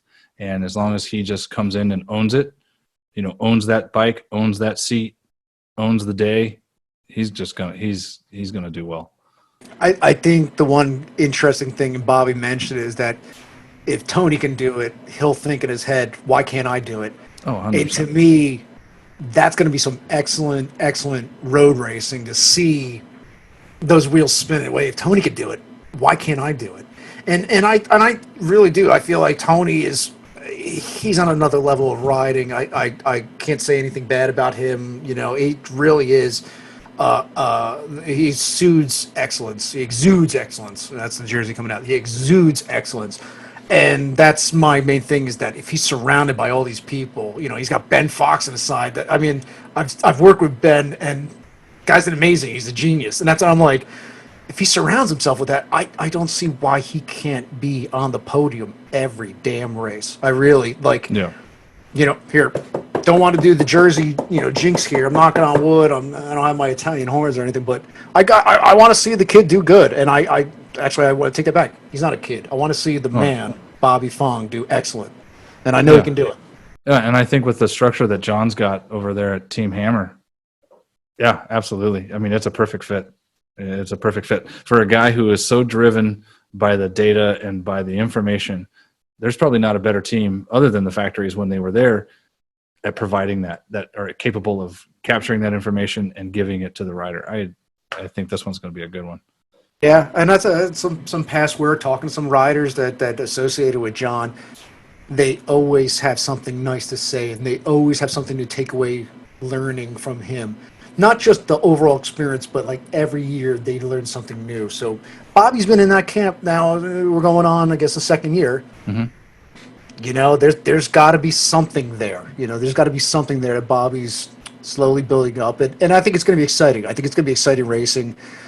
I just hope it gets back. You know, it's one of those things that, like, hey, listen, if I have to be home, watch it through whatever, you know, outlet or whatever, I don't care. Let's just get the bikes out there. Let's get the teams out there. Let's get everybody safe and do it. You know, and just let's make the most of it. I'd agree, 100%, man. So, I mean, what else could we tackle before we get off the subject and onto our next interview? What have we not covered this week that is enlightening and inspiring, has anything to do with motorsports, since it's non-existent, and all I've been doing is playing with my PlayStation 4, MotoGP. Man, I don't know. I really don't know. I don't know what the inspiration is, because I'm glad you guys didn't throw it over to me, because if you're like, hey, you know, I get inspired by music and all this other crap, man. I've been staring at the same four walls since January, so I'm getting a little stir crazy. Well, I gotta say, you know, the only thing that's kind of giving me motivation is I think I covered it last time. I've seen, I think, everything on the fucking internet, and it's driving me nuts. I've watched everything on Netflix, Hulu, Amazon. So I kind of been diving into, you know, our genre, what's out there video-wise, what's hot, and everything is so cookie cutter, the fucking same. Like, it's just all slow motion. That's it. You know, no variation, no speed ramping. It's slow motion and music ripped off that's copywritten, and, you know, all this fancy. You're trying to goat me into this. Filters. No, I mean, honestly, it's all these weird filters. I'm watching these squiggly lines on you know, what the fuck is going on here, you know? But on that note, I have been seeking inspiration and looking into different directors, and I might have talked about this earlier, but there's a director out of Brooklyn who's done a lot of commercial work. This guy, Mac Primo. I look him up. Mm-hmm. I mean, his stuff is so moving, and I actually got to work with him prior to this conversation, do a little bit of diving into. But he's you know, he's inspired by photos and stop motion and animation, and that's what it is. He tries to blend everything in, and that's what's kind of inspired me, is to try to see how that could happen in the motorsports genre. How could you do stop motion capturing, time lapses? Time lapses, yes, slow motion, but like, you know, certain things that this guy achieved has kind of inspired me. The way he edits and brings sound design. So, do you feel? And this is the question, not a loaded question, but this is the question. What do you feel is missing currently in motorsports imagery? You know, is it the lack of sound? Is it the lack of framing? Has it gotten so cookie cutter that it's just like, well, fucking boring? Yeah, no, I agree. To try to put a fine point on it, if you wanted to switch the cameras, I know we're still not. Are we still doing No, it? it's on you. Oh, is okay. Camera's on you. Go ahead, talk. I'll mute myself. Yeah, no, I just flubbed that one. But I think what's missing, everything is cookie cutter. Like we talked about, I think in the last podcast that we just did was, it's the 1970s style. It's, the cameras are here and this is what we're going to do. And I get that for the broadcast aspect of it. But I think when it comes down to the kind of the things that like what we do, it is so routine. Everybody, I don't care what series you're in, I don't care what the imagery is. Everybody's producing the same type of stuff. There's no heart. And I think it comes down to the corporate aspect of things where we don't get the writers that they had back in the 60s, the 70s, and the 80s that had this big grandiose personality that they can be themselves on camera. I don't think we don't have the battles and the internal strife that tell the good story because everything just has to be this one way in order for the organizing body, whether it be Dorna or MotoAmerica, to be able to package it and sell it. Let me ask you this. I mean, have you even had conversations before, again, talking pre-production about storyboarding? Is that almost like not even existing in your world with your clients? Yeah, with my clients, everything is, it's all got to be done in situ, right? And so I think, I spoke about it recently where, the first thing I do is I have a storyboard, or at least I have an idea in my head. I have a shot list of things that I'm going to go through at certain times, and I know this is what I'm going to do. But invariably what happens is you get on site, nothing's ever ready. The bike's never ready. The riders' leathers aren't ready for whatever. The track isn't what we thought the track was going to be. They're going to run it in a different direction. And oh, by the way, we haven't even built the damn bike yet. So there's a lot of these factors that go into play. So when you want to start a story, like what I want to do is I want to go from the beginning of the season, right? So when that first phone call, when they lock in the riders to when the motorcycles start being delivered and they start working on the first, just pulling bodywork off. I want to tell that story start to finish. And damn it, there's never that opportunity to do it. No one's ever wanting to tell that story. So you never get vested in it. It's just a week in, week out. Here's what happened. Okay, move on. Here's what happened. There's no continuity. And that's what's frustrating. I think that's where, we talked about it before, F1 Drive to Survive. I think that's what is bringing in fans to F1. It isn't the racing. It isn't the imagery that's being done on the broadcast. It's the story that they're telling afterwards. And I think that's what's really needing to be done. There needs to be a crew behind the crew filming everything. And then at the end of it, putting together this is the season that was. These are the stories. These are the dramas. These are the things that you didn't see as a fan. You may have heard about it, but here's that. I couldn't agree more. I mean, that's the thing is I feel like it has no soul. There's everything that you see is like, oh, it's flashy. Bikes, boom, wow, that one corner that we see every goddamn cut. God. And to me, it's just like that's the image is everything, and if you're seeing the same goddamn image, who the hell's going to want to advertise? Who's going to want to give a shit about that? So it's like almost shooting yourself in the foot if you don't put yourself out there, or a company or whatever endeavor that's advertising, that's making the content, to do something different, to do something that's a little bit edgier. I mean, perfect example. Ducati put out a behind-the-scenes little documentary. Actually, it wasn't Ducati, Red Bull. Mm-hmm. And it was different. It had great sound design, great imagery, story, dialogue, and it wasn't quick. It was a little bit longer as far as format. And goddamn, it was like, finally somebody's doing something right. But other than that, I feel like it's you mentioned a while ago these little bangers, and I don't know. Okay. I mean, I years ago, and I'm sorry to talk over you, just to talk in general, fucking on long winds, but I once again had a conversation with a certain entity about storyboarding. We storyboarded. I said, this is what I want to achieve, and it was refreshing to go exactly, to get on the same page as the client. But at the racetrack, everything changed, and that storyboard and my end results of having the things and situations changed bit me so bad that people were pissed. They're like, how can you do it? I'm like, well, rider got injured. This happened. The race was stalled. That didn't happen. So we can't match that up with the storyboard. And they're like, well, sorry, we're not satisfied with this. And I'm like, I can't control a race series and the race results here. But, but on that note, there are entities where it's a little bit more of a controlled environment where I'm like, I would love to have X, Y, and Z laid out before we get there. So it's a little bit straightforward instead of, okay, just record everything and just document and quick, it's doesn't have to be knee-jerk reactions. Well thought, executed strategies and content is what is I feel very necessary, very well needed. Hasn't been going on. No. Do I try to achieve that?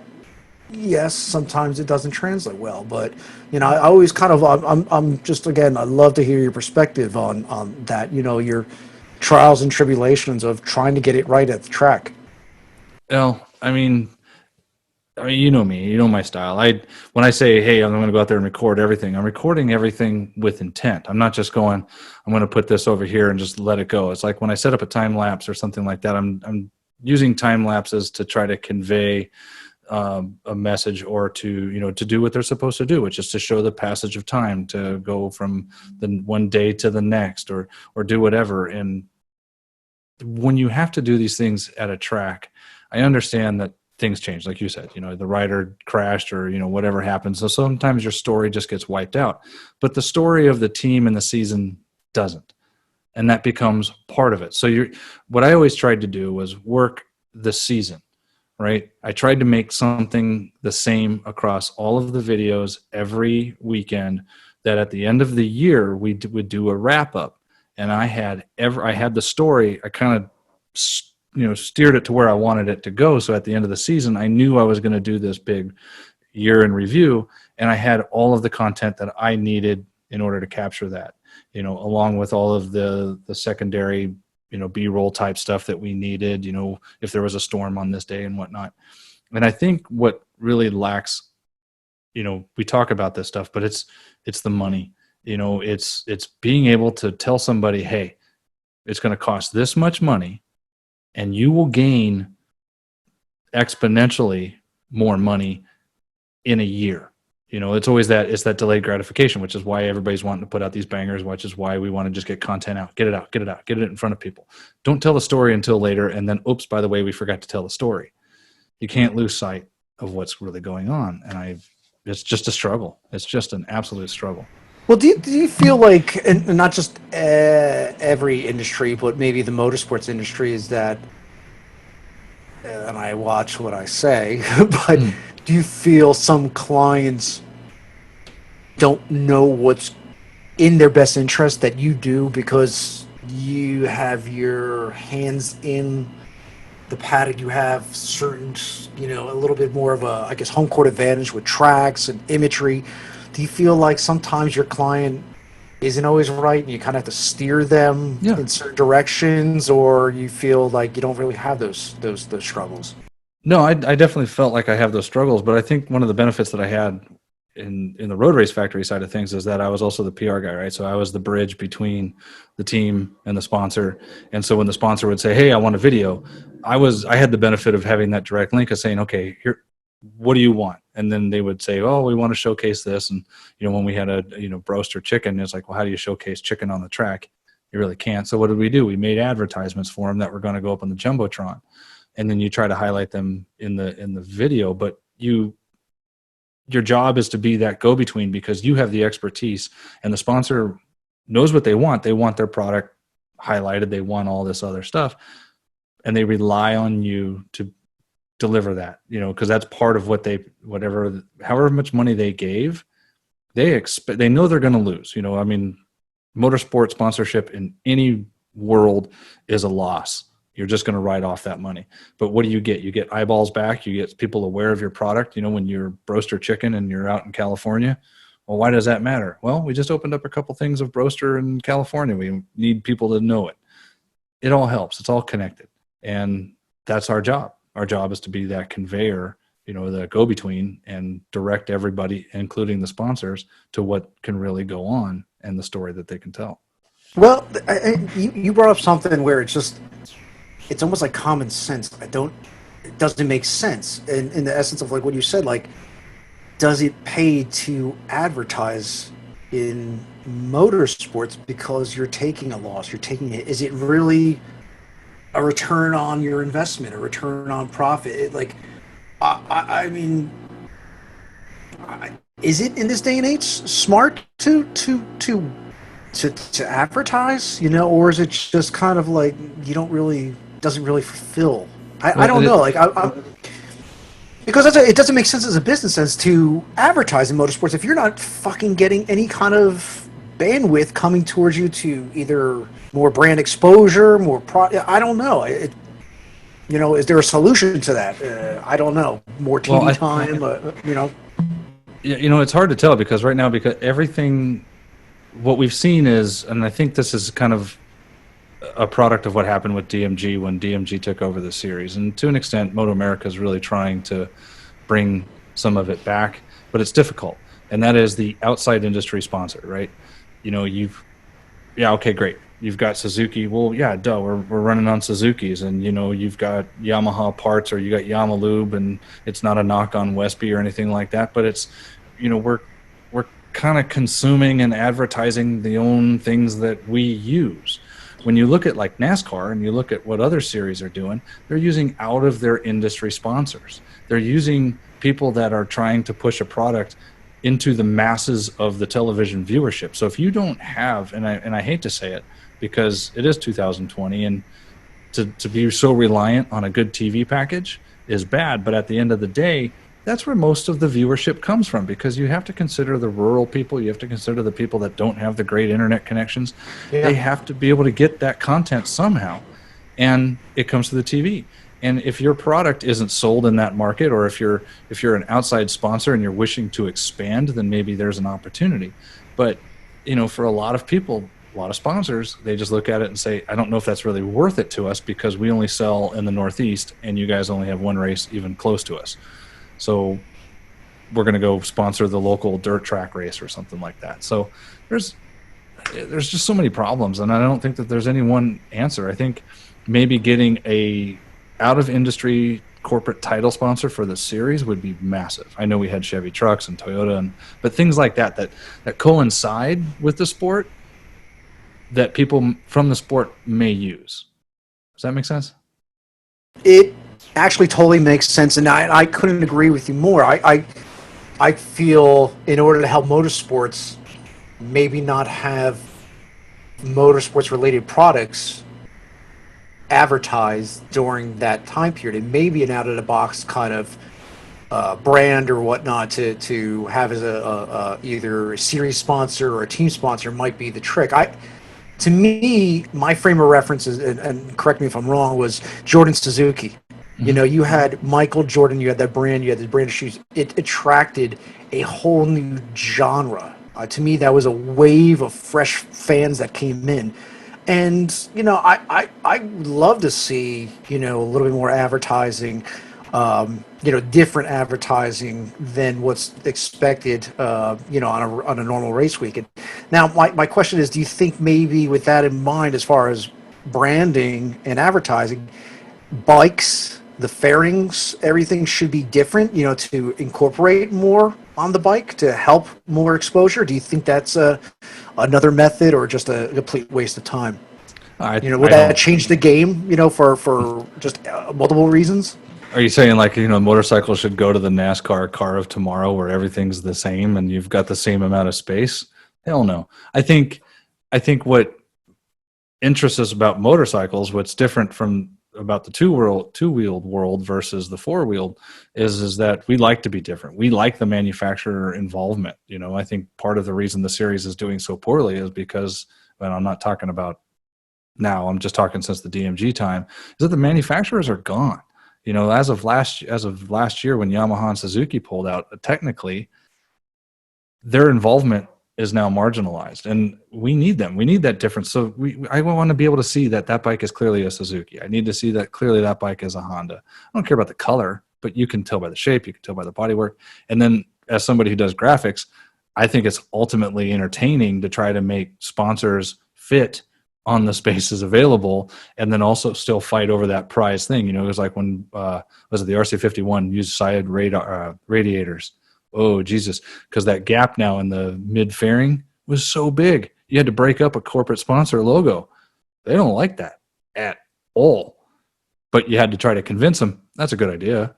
We should totally take your logo and slice it down the middle and put it in 2 separate pieces. Yeah. Well, that's to me. I mean, you just brought up a great point. I think it's pointless to advertise on a bike because, last time I checked, they're pretty goddamn fast. How the hell are you going to read all that, whatever information, logo, on a motorcycle? Maybe Photographers. Well, no, I'm thinking no. Do what the one good thing, and I got to say this. I've always kind of preached like, listen, the United States needs to branch out and stop copying and ripping off the MotoGP model. What they do over in Europe is great. What we need to do in the United States needs to be something totally different, just something unique and genuine, and just go on. And if you fail, fine, dust yourself off, but keep on going, being an individual instead of a carbon copy of what's going on overseas. But I say this. What they do as far as paddock experience and the trucks and the presence, that would be the best means, and again, very long-winded, that would be the best means for the advertising, the trucks, the campaigns, big LED screens with all this media and whatnot. That's where I think that could really capitalize and help with fans, help with a return on revenue, a return on profit. Again, I'm just spitballing, but I loved my presence, again, very few presence overseas, that when I got to watch the fan interaction, and that's what the draw was. That's what the draw, these big rigs, these big, just escape into the Honda world or escape into the Ducati world, and it's like, you're submerged with all this, and it's so cool and awesome because there's a lot of thought that goes into it. Yeah. It's a lot of cool high-end media that you can see, and you get a shirt, you get a mug, get to interact with the rider. That's where I feel like that's the key thing that's not really being glamorized, or maybe it's just a lack of budget, but, I don't know. I would love to see a different element in the mix as far as a different, a brand. I think right now having like an airline sponsor would probably make more sense than anything if that's a possibility. I agree with you. I think having an airline sponsor would be amazing because, I mean, Jesus, 9/10 of everybody that's in the paddock is a fly-in guy. So, yeah, that's great. But, to what you were saying earlier, I've been around the world with World Superbike, not around the world, but just, a couple races overseas. And they do a great job with the fan engagement. That is, bar none, the best thing they do. But again, it's kind of like having credit. You have to have it before you can use it, right? So who's going to pay for all of that? MotoAmerica can't just come out and start making these fan zones. They need a sponsor to upfront that money and know that they might get 60% back. So it's hard, so that's why you have companies like Motul and you have some of these other guys that come in, because they spread themselves across every plane of existence that has to do with internal combustion engines. So they don't care. They can take a little loss here because they're going to just plaster the walls with Motul so every camera pan has their stuff in it, and it makes sense. So we got to find sponsors who have the resources to say, I can take the hit and help you build this thing to that point.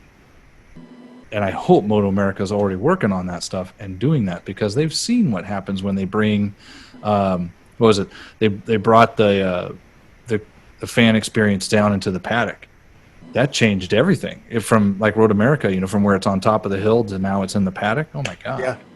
Yeah, it's huge. And that's the thing is I think there's some key things that are good that can be exploited a little bit more, and there's some things I just think they need to be reduced. And my transition into that has to do with actually some of these facilities is that I don't think they're modernized enough to do what is necessary as far as drawing the crowd, drawing the impact, and having that infrastructure of, case in point, I mean, if you want families, you want people there, invest in restrooms instead of porta johns, Right. invest in certain food, certain structures, certain comfort features. And that's my only hang up, is that I feel like that might be the Achilles heel, is that, we got all this package, we got super talented people, we got, great marketing geniuses out there, we've got the brands, but then we get to the track and it's like, oh, that's same for shitty porta johns and this and this, and it doesn't have that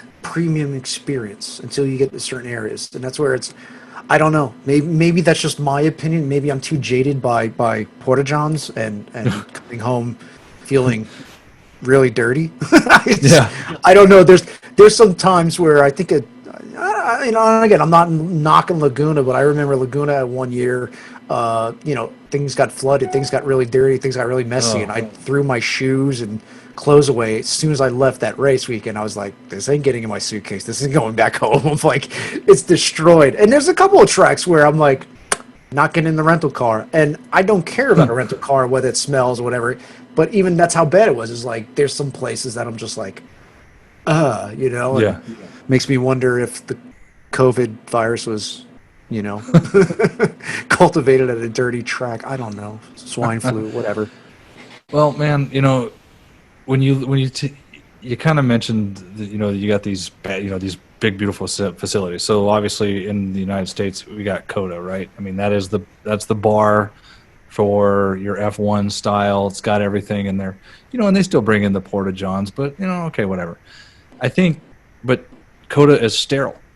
COTA is, a lot of people love it, and a lot of people say what it is, but it's a sterile track. It is just, there's no heart to it. I know it's a beautiful facility, but it doesn't have that. When you go to a Road America, man, you're in Road America. But if Road America upped the facility game just a scooch, they might get over into that sterile environment. And I think there's a line.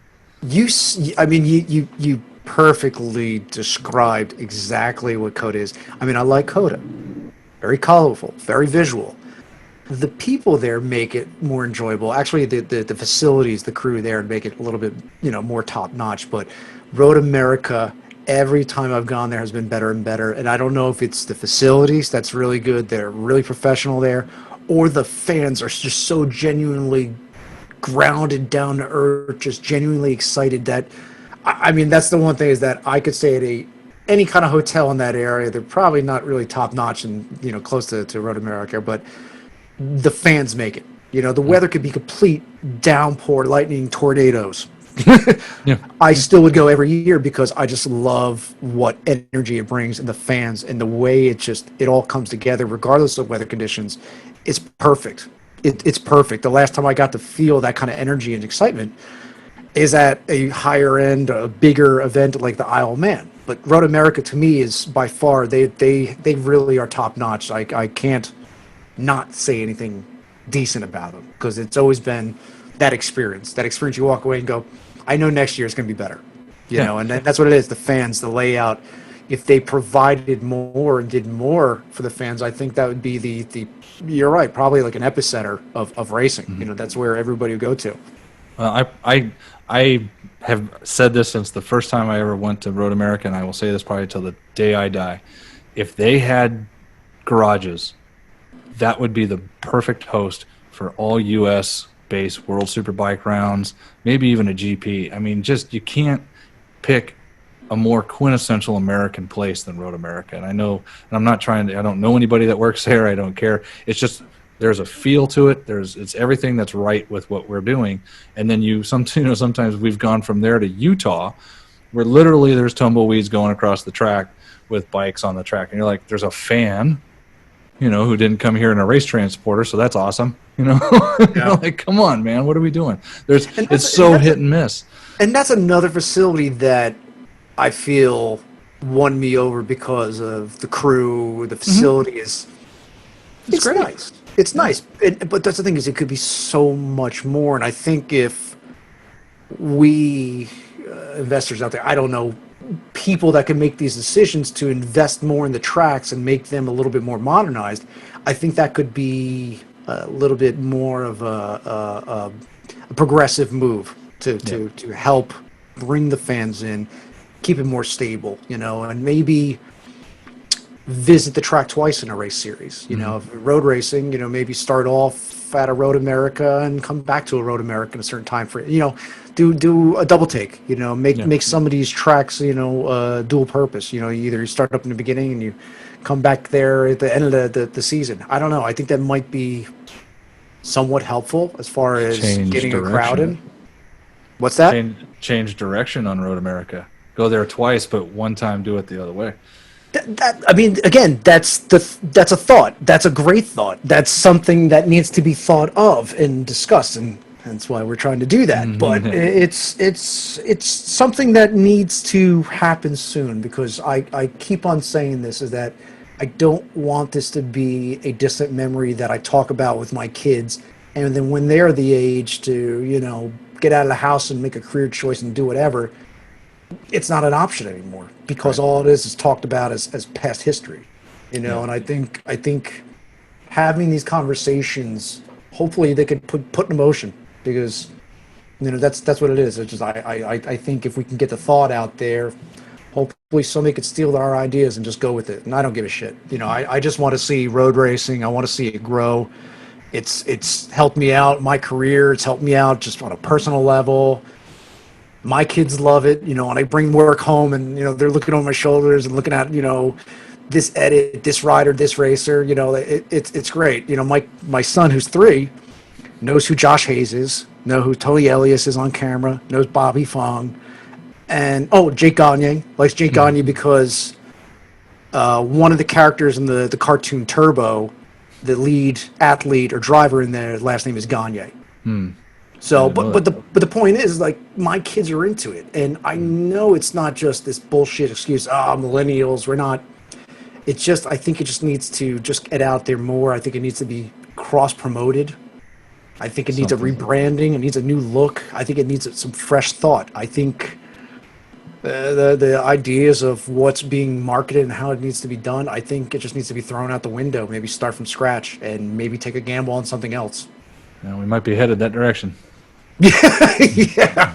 Yeah, we might be sitting around with our matchbox. But and that's the other thing is, esports, it's good for the filler. It's not good for the long term. It's good just because it's a different platform. But shit, man, I miss a good race. I can't look at any more goddamn past highlights and past racing action. I'm done. I've seen everything on the goddamn internet. I'm over it. Yep. Need to have fresh. Need to have some new stuff coming up. So maybe in a month. Maybe we'll see. Well, on that note, Corey, brother, it was good talking to you. Till next round. You got it.